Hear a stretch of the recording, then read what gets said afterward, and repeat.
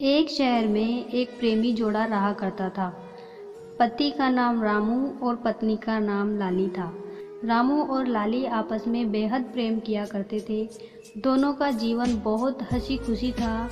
वहाँ के रहने वाले अन्य लोग रामू और लाली के प्रेम की गाथा गाया करते थे। हर एक जन उसके प्रेम की मिसाल दिया करते थे। वो अक्सर यही बतलाते थे कि रामू और लाली में बेहद प्रेम है। इन दोनों में कभी झगड़ा नहीं होता। जहाँ भी जाते हैं साथ रहते हैं। कभी भी एक दूसरे को अकेला नहीं छोड़ते। वो दोनों एक दूसरे पर जान छिड़कते थे। लेकिन कहते हैं ना डियर फ्रेंड्स, किसी की खुशी को देखकर कोई ना कोई जलने जरूर लग जाता है। कई ऐसे दुष्ट प्रवृत्ति के होते हैं जिनको एक दूसरे की खुशी बर्दाश्त नहीं होती और वो यह चाहते हैं कि इनकी खुशी भंग हो जाए, इनका जीवन बर्बाद किया जाए। ऐसे लोग पहले के युग में भी थे और आज के युग में भी हैं। उन लोगों के दिमाग में एक ही कीड़ा चलता रहता है। वो अक्सर यही सोचते हैं कि मेरा पड़ोसी बहुत लंबी उड़ान भर रहा है, अब इसको नीचे कैसे गिराया जाए। यदि उसका सगा भाई भी कोई लंबी उड़ान उड़ता है, कोई तरक्की करता है, कोई कामयाबी को पाता है, तो वो लोग अपने सगे भाई को भी नहीं बख्शते। वो लोग यही चाहते हैं कि ये हमेशा मुझसे नीचे रहे, उसको नीचे गिराने की सोचते हैं। ऐसे लोग हर गांव में मिलते हैं, हर शहर में मिलते हैं। डियर फ्रेंड्स, ऐसे लोगों से हमेशा बच के रहें। यही हाल रामू और लाली के साथ होने वाला था। रामू और लाली आपस में बेहद प्रेम किया करते थे। उनमें कभी झगड़ा नहीं होता था। यदि लाली कोई गलती करती और रामू आकर अपनी पत्नी से कहता कि तुमने ये गलती क्यों की है, तो लाली सर नीचे कर अपनी पति की बातें सुनती रहती, कभी भी उसको उल्टा जवाब नहीं देती। और यदि रामू कोई गलती करता और लाली अपने पति से कहती कि आपने ये गलती क्यों की है, तो रामू भी अपनी पत्नी की सारी बातें सर नीचे करके सुनता रहता और अपनी पत्नी को कभी उल्टा जवाब नहीं देता था। जब दोनों ऐसा करते तो दोनों में झगड़े का कोई कारण नहीं होता। उनकी लड़ाई क्षण मात्र में समाप्त हो जाती और फिर से दोनों प्रेम से रहने लगते थे। वहीं उनके पड़ोस में हरी और उसकी पत्नी मधु भी रहते थे। वे दोनों आए दिन झगड़ते रहते थे। हरी और उसकी पत्नी रात दिन लड़ाई झगड़ा करते थे। रामू और लाली की खुशी को देखकर हरी जल भुन जाता है। हरी सोचने लगता है कि जैसा इन दोनों में प्रेम है, मेरी पत्नी मुझसे ऐसा प्रेम नहीं करती है। यही सोचकर हरी बड़ा दुखी रहता है और सोचने लगता है कि जिस तरीके से मेरी पत्नी मुझसे लड़ाई करती है, मुझसे झगड़ा करती है, इसी तरीके से रामू और लाली में भी झगड़ा करवाना चाहिए।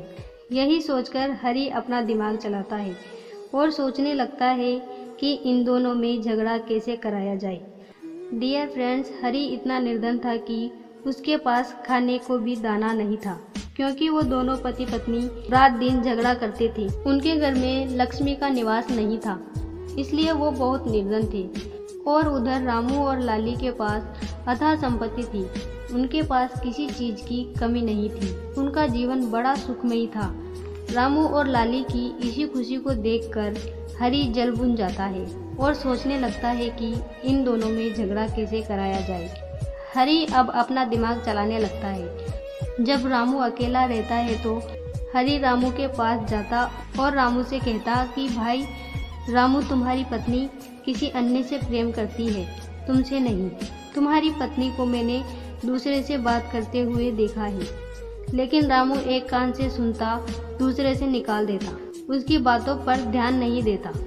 और जब लाली अकेली रहती तो हरी लाली के पास जाता और लाली से भी कहता कि बहन लाली, तुम्हारा पति रामू किसी अन्य से प्रेम करता है, किसी अन्य को चाहता है, तुमको नहीं। तब लाली भी एक कान से सुनती और दूसरे कान से निकाल देती।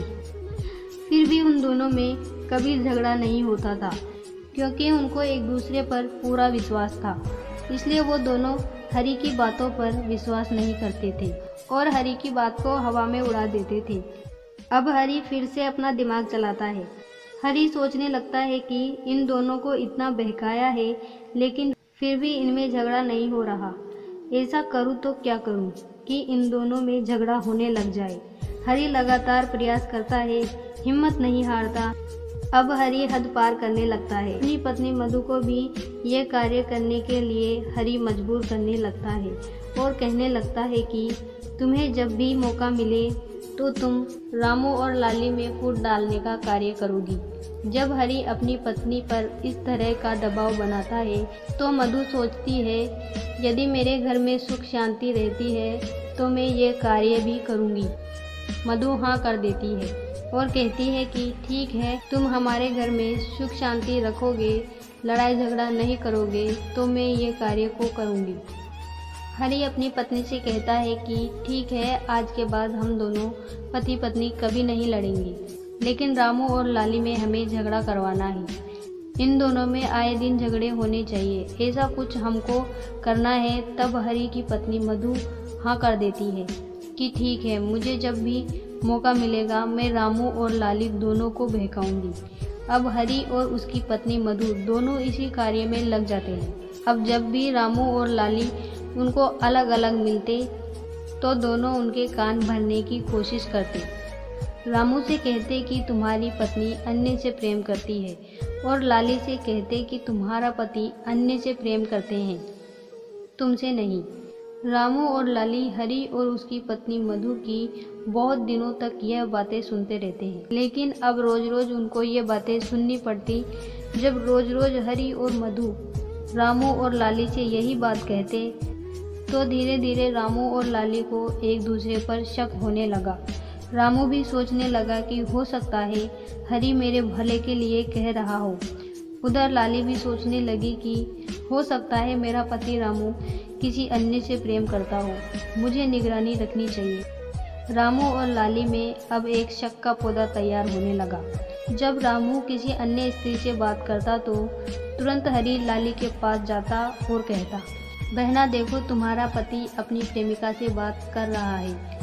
और जब लाली किसी अन्य पुरुष से बात करती तो हरि की पत्नी रामू के पास जाती और कहती, रामू भाई, तुम्हारी पत्नी अपने प्रेमी से बात कर रही है। इस तरीके से दोनों में फूट डालना शुरू कर दिया। रामू सोचने लगा, मेरी पत्नी लाली वास्तव में किसी अन्य से बात कर रही है तो हो सकता है ये उससे प्रेम भी करती होगी। उधर लाली भी इसी बात को सोचने लगती है कि मेरा पति किसी अन्य से बात कर रहा है तो हो सकता है यह उससे प्रेम भी करता होगा। अब रामू और लाली में अनबन होने लगी। जब भी वो शाम के वक्त एक दूसरे के साथ रहते तब एक दूसरे से झगड़ने लगते। रामू लाली से कहता कि कल मैंने अपनी आंखों से तुमको किसी अन्य के साथ बात करते हुए देखा है। उधर लाली कहती कि मैंने भी कल तुमको किसी और से बात करते हुए देखा है। इस तरह से दोनों में तकरार होने लगी। धीरे धीरे झगड़ा शुरू होने लगा। जब रामू और लाली में झगड़ा होता तो उधर हरि बहुत खुश होता, बहुत खुशी मनाता। अब रामू और लाली में इतनी नफरत होने लगी कि दोनों एक दूसरे का चेहरा देखना तक पसंद नहीं करते थे। दोनों में इतनी लड़ाई होने लगी, दोनों पति पत्नी एक साथ बैठना पसंद नहीं करते थे। रामू लाली से कहता कि तुम्हारी गंदी सूरत मुझे नहीं देखनी है। उधर लाली भी कहती कि आपकी गंदी सूरत मुझे मत दिखाओ। अब जैसे जैसे रामू और लाली के घर में लड़ाई झगड़ा शुरू हुए वैसे वैसे उनके घर से माँ लक्ष्मी का वास समाप्त होने लगा। धीरे धीरे वो लोग पतन की ओर चलने लगे। धीरे धीरे उनकी जमा पूंजी खत्म होने लगी, क्योंकि झगड़े की वजह से दोनों पति पत्नी कोई भी धन अर्जित नहीं कर पाते और जिस घर में लड़ाई झगड़े होते हैं वहाँ माँ लक्ष्मी कभी वास नहीं करती। अब एक समय ऐसा आ जाता है कि उनके पास खाने को दाना तक नहीं रहता, खाने के लाले पड़ जाते हैं। वो दोनों रोड पर आ जाते हैं। रामू और लाली दोनों भिखारी हो जाते हैं। उधर हरि और मधु बहुत खुश रहते उन दोनों की लड़ाई देखकर। रामू और लाली को देखकर बहुत खुशी मनाते, अपने आप में खुशी महसूस करते। वो यही सोचते कि देखिए हमारी चतुराई कि हमने किस तरीके से रामू और लाली में फूट डालकर दोनों को रोड पर खड़ा कर दिया। यही सोच सोच कर हरि और उसकी पत्नी मधु बहुत खुश हुआ करते थे। इससे पहले रामू और हरि बहुत अच्छे मित्र थे। मधु और लाली भी दोनों अच्छी दोस्त थी। इनमें गहरी दोस्ती थी, लेकिन हरि अपने दोस्त की कामयाबी को नहीं देख पाया। उसने अपने मित्र को नीचे गिराने के लिए ऐसा षड्यंत्र रचा, उसे बर्बाद कर दिया। अब रामू और लाली बर्बाद हो गए थे, उनके पास कुछ नहीं बचा था। जब रामू और लाली बर्बाद हो जाते हैं, उनके खाने के लाले पड़ जाते हैं, तब एक दिन रामू अपनी पत्नी लाली से कहता है कि देखो, यह है हमारी लड़ाई का नतीजा। आज हम बिल्कुल बर्बाद हो चुके हैं, हमारे घर में खाने के लिए दाने नहीं हैं। तब लाली भी अपनी गलती पर पछताती है और अपने पति रामू से कहती है कि अब किया जाए तो क्या किया जाए। तब रामू कहता है कि बस अब तो सिर्फ एक ही उपाय है। लाली कहती है कि अब उपाय क्या है। तब रामू कहता है कि किसी गांव में एक गुफा में एक साधु रहते हैं, यदि हम उन साधु के पास जाएं तो वो हमें ज़रूर कुछ न कुछ सलाह दे सकते हैं। डियर फ्रेंड्स, अब रामू और लाली उस साधु की तलाश में निकल जाते हैं और उस साधु के पास पहुंचकर उसके चरणों में गिर जाते हैं। तब साधु उनसे कहता है, उठो पुत्र पुत्री, तुम दोनों इतने परेशान कैसे हो? कौन सी मुसीबत तुम दोनों पर आ गई है? तब रामू और लाली अपनी सारी बातें साधु को बताते हैं। अपनी सारी बात बताते बताते दोनों रोने लगते हैं। तब वो साधु रामू और लाली से कहता है, मेरी इन 5 बातों को हमेशा याद रखना, जीवन में अपने पल्ले गांठ बांध कर रखना। यदि तुम मेरी बताई गई इन 5 बातों पर अमल करते हो तो तुम्हारे जीवन में जो संकट आया है वो जल्दी ही दूर हो जाएगा और तुम्हारा जीवन फिर से खुशमयी होगा। तब रामू और लाली साधु से हाथ जोड़कर कहते हैं कि महाराज, आप हमें वो 5 बातें बताइए, हम सख्ती से उनका पालन करेंगे।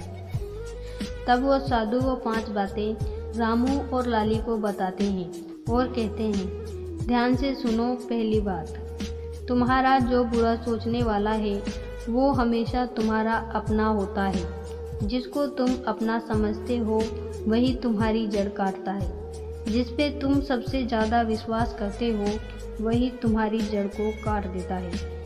कहते हैं ना, घर का भेदी लंका ढाए, ये कहावत बिल्कुल सत्य है। डियर फ्रेंड्स, जड़ वही काटता है जो आपका अपना होगा, आपके साथ उठता बैठता होगा और आपकी सारी जानकारी उसके पास होगी, वही आपकी जड़ को काटेगा। दूसरे आदमी को मतलब ही क्या है जो आपकी जड़ काटे। ये साधु की पहली बात जो बिल्कुल सही और सटीक है। साधु दूसरी बात कहता है, दूसरी बात को गौर से सुनिएगा। साधु कहता है कि अपने दोस्तों के सामने, अपनों के सामने कभी आप धनी होने का दिखावा ना करें। यदि आप उन लोगों के सामने धनी होने का दिखावा करेंगे तो वो लोग आपकी खुशी को सहन नहीं कर पाएंगे और वो लोग हमेशा आपको नीचा गिराने की सोचेंगे। वो लोग हमेशा आपको नीचे गिराने की कोशिश करेंगे। इसलिए अपने मित्रों को, अपने मिलने वालों को कभी भी आप धनी होने का दिखावा मत करो। उनको कभी भी ऐसा मत दिखाओ कि आप बहुत धनी हो, आपके पास आधा संपत्ति है। साधु कहता है कि जात का बेसा ही लकड़ी को काटता है, वरना अकेले कुल्हाड़ी की कोई औकात नहीं कि वो किसी वृक्ष को काट दे। जब तक उसकी जात का बेसा उसमें नहीं लगता तब तक कुल्हाड़ी किसी काम की नहीं होती। इसलिए कभी भी अपने मित्रों को, अपने सगे संबंधियों को ऐसा जाहिर मत करो कि आप बहुत धनी हैं, वरना एक दिन ऐसा आएगा कि आप धनी से भिखारी भी नहीं रहोगे। तीसरी बात, साधु कहता है कि अन्य दूसरे की कही हुई बातों पर कभी भी विश्वास नहीं करना चाहिए।